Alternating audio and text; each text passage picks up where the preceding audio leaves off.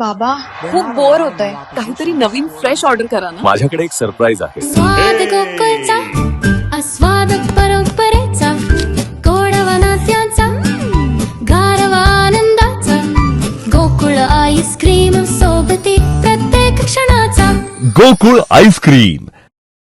श्री क्षेत्र माणगाव येथील श्री दत्त मंदिरात गुरुपौर्णिमा उत्सवानिमित्त भाविकांची मोठी गर्दी पाहायला मिळाली.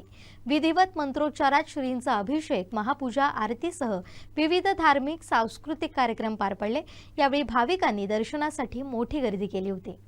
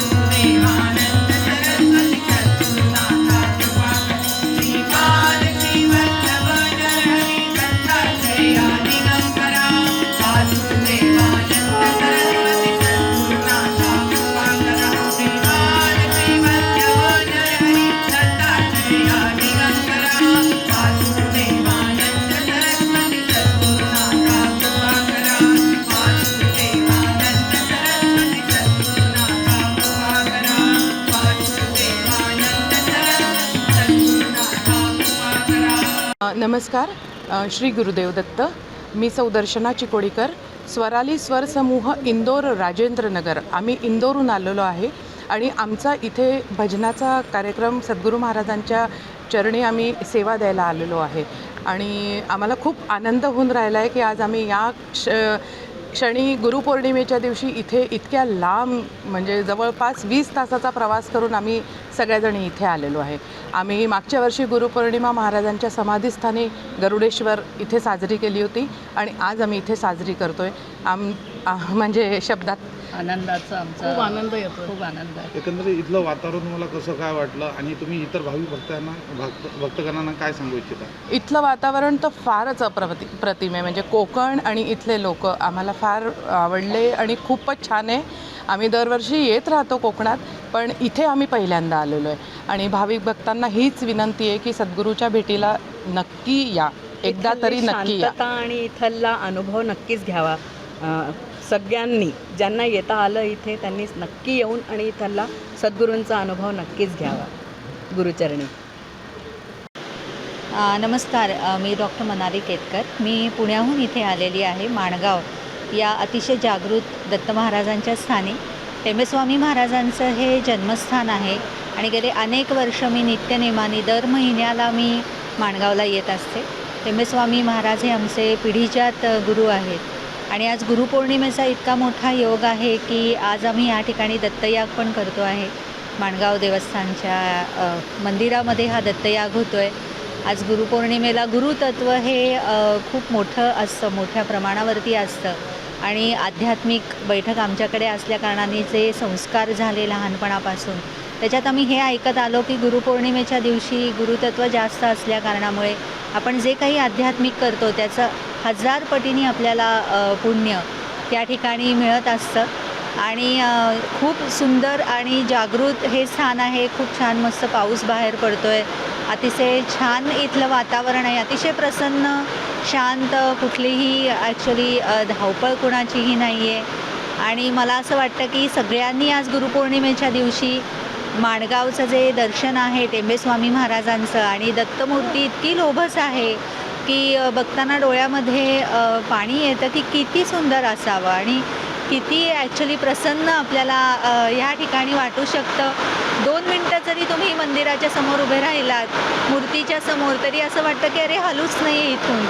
इतकं त्या मूर्तीमध्ये तेज आहे आणि मूर्तीच्या खाली महाराजांची मूर्ती आहे आणि त्याच्यातून सुद्धा त्यांनी हे दाखवून दिलेले म्हणजे मनाचा मोठेपणा किती असावा की माझं हे स्थान हे गुरुच्या पायाशी आहे. हे टेंबेस्वामींनी ह्यातून दाखवून दिलेलं आहे. तर ही खूप मोठी शिकवण आहे असं मला वाटतं की दत्तगुरूंच्या पायाशी त्यांची मूर्ती आहे आणि तसंच आपण कायम ॲक्च्युली लक्षात ठेवायला पाहिजे की आपलं स्थान हे गुरुच्या पायाशी असायला पाहिजे आणि गुरुपौर्णिमेच्या ह्याच्यातून भक्ती, श्रद्धा आणि ह्याचा जो संगम इथे बघायला मिळतो महाराजांच्या मूर्तीमध्ये सुद्धा ती खूप विलक्षण आहे.